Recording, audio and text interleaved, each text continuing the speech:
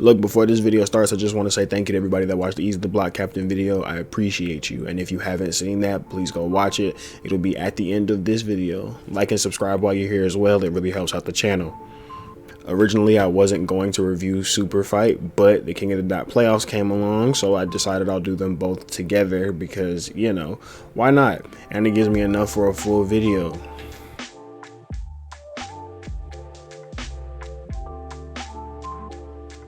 Driven in it, Tesla?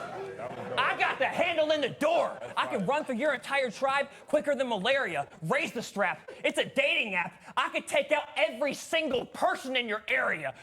Anderson Burris and Swave 7 were up first on Super Fight because that's what we're going to cover first. They were up first on Super Fight. I have Anderson Burris 2-1. I think that Anderson's material is not going to hit as well, respectfully, because it is. Race matters when it comes to a crowd, regardless of what anybody wants to say, and I think that Anderson Burris's statements aren't going to hit as hard. The bullets go through them like Demi Lovato line. That wasn't crazy, but it was good, and it got no response. I think that was just kind of, you know, the tone of the crowd, and it's not a King of the Dot crowd. And if Anderson can, you know, adjust and get used to the way that things work over a URL, he'll be fine. I don't think Swave is done. You know, Swave's a gatekeeper, so he'll always be here. But his material, he had moments, right? But he couldn't string those moments together for me personally. I think in the first, he came out and did what he has to do.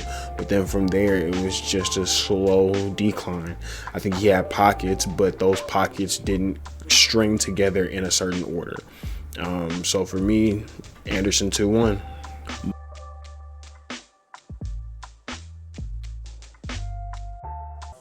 This drugs, and if you ain't trying to cop, keep strutting, my man, for up and blam. Mind your business or take a LLC. I'm a company man. What? Boy, this second battle was surprising to say the least. If you told me that Lu Castro would have choked 2 rounds, I wouldn't have believed you, but it happened. And that's a dig at Lu, and I feel like Lu needs to, you know, get back out there. But also props to Drugs. Drugs came out. Drugs had the energy. Drugs was walking around, getting the movement and getting the performance in too. Like Drugs 3-0 clear. I don't think that can be debated. I think now Drugs has the highest difference in fan vote wise. I think he won with 94%, and you know, that's well deserved. Drugs 3-0. I don't know what to say. You know, hopefully Lu can bounce back. See, now they know me. Realize where you at. Relax and do not play with us, or Doc's gonna have to fix what all those arms ate like Octavius. It's just custom. So JC and Sharon for me was an interesting one, and will actually probably be something that I touch on again in the future. But I have JC 2-1, and here's why. Right, I think that you don't want to throw the baby out with the bathwater. I think that the material matters, but I also think for fans, when they're deciding, it's a matter of who's delivering the material. My theory is that somebody like a B-Dot were to deliver JC second round, it would have hit better. I had JC second and third. I think that Sharon came out in the first and kind of overtook the first, in my personal opinion. But I think he continued to do something that I feel like needs to be looked at, but people won't pay any attention to. I think that Sharon's, at least in the past 2 battles, and when I say past 2, I'm referring to him and Oops, and him and JC, because I don't know what happened in between that, but that's my point of reference. He has top heavy rounds that are supposed to carry through the rest of the battle for me, right? I think he comes out and drops haymakers at the top of the round, and then the rest is just kind of light punch, light punch, light punch. But I also think that against JC, that was going to work because he was talking about him, just barking on him directly. I think against JC, that was going to work. I think against Oops, knowing the route that Oops was going to take, we knew how that battle was going to go regardless, and it was going to come down to what you resonated with more, and that was going to help you determine that, coupled with Sharon's rebuttals, and then you were going to go from there. I still have JC winning, despite everything that I said, because I feel like JC had the material, he's just not the correct package to deliver the material. But I do not throw the baby out with the bathwater. I'm not going to say that just because he's not the person that I want to hear it from, that it means less. I should smash your top. Do that Magnavox lens through glass around your head like an astronaut. Pass the Glock. Or just for general shits and giggles, hit his cold and pow. The clip curved like a smile. It's a laughing stock. Flip with me. I'm gonna quickly get through the worst battle of the night.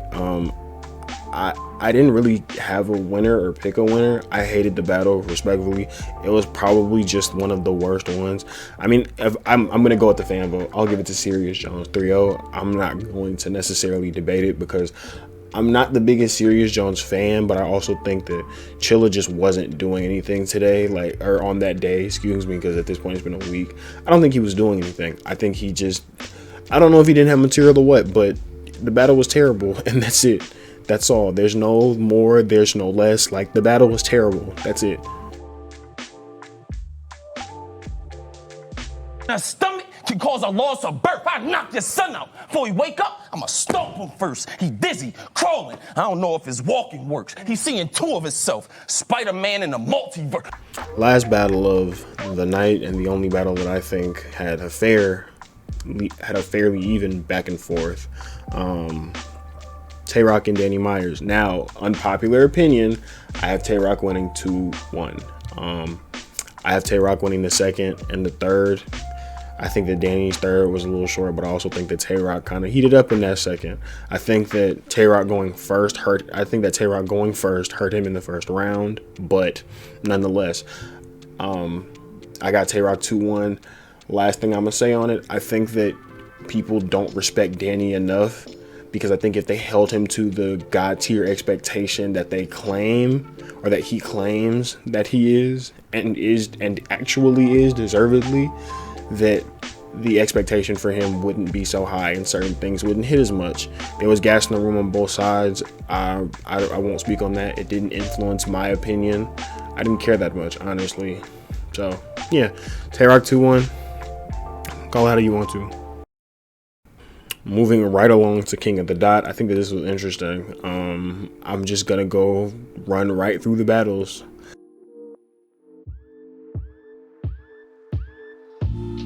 I mean, dude, so you the kid that's repping your crew like that's your true family. Stack hit him up like, yo, P, get on the team. It's called Zoo Faculty. And Shotty was like, damn, that sounds pretty cool, actually.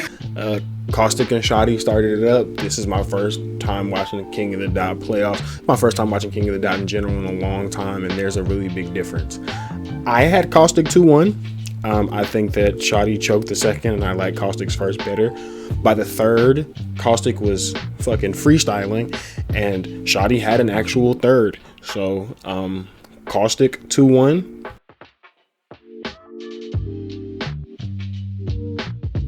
Have y'all ever noticed when City hit a little rhythm like this and he think he really did it? Trying to make all them syllables fit, you looking silly with it? You can never be on my level, you reach and still ain't get it. He know this town business is way beyond city limits. Oh! Second battle of the night was Pass and City. I have Pass 2-1.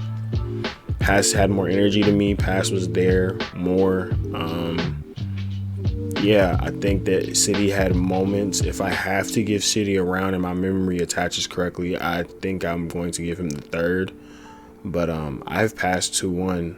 I think that it was probably the best battle at the time. And I think that, you know, they had gas on both sides, but Pass actually did an individual breakdown. He continued to mention how City uses multiple syllables over and over again to try and make it make sense. He had the walk around, he had the pace, he was controlling the room. Respectfully, the only people that weren't reacting were the people that were on City's side. That matters to me. So, yeah.